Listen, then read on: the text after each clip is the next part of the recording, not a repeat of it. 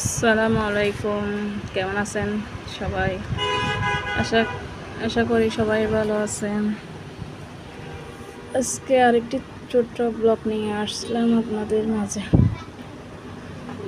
আপনারা তো অনেকেই অনেক বড় বড় দালান তৈরি করেন, অনেক ফ্ল্যাট বানান নিজেরা আরামায়েশ করে থাকার জন্য। অনেকে টিভির জন্য আলাদা রুম করেন, ড্রয়িং রুম, ড্রয়িং রুম, সব ধরনের রুম করেন, সব কিছুর জন্য আলাদা আলাদা রুম করেন। কখনো কি নামাজের জন্য একটা রুম রাখছেন? আপনারা নামাজের জন্য কখনো একটা রুম তৈরি করছেন, যেটাতে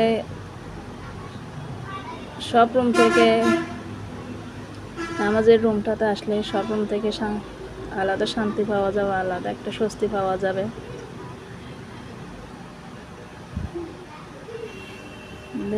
দেখেন আমার বোনের বাড়িতে আসছি,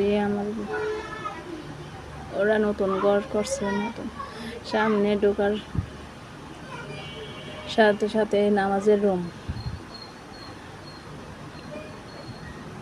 এখানে নামাজের রুমের পরে অন্যান্য রুম। এই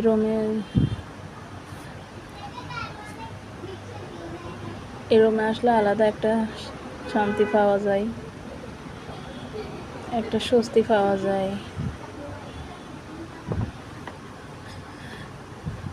এরকম সবার উচিত একটা বড় বড় দালান করার সময়, বড় বড় ফ্ল্যাট করার সময় নামাজের জন্য যাতে একটা রুম রাখা হয়, সেটাতে আসলে মন শান্ত হয়ে যায়, মন ভালো হয়ে যায়। আপনারাও চেষ্টা করবেন ঘর করার সময় নামাজের জন্য একটা রুম করার জন্য।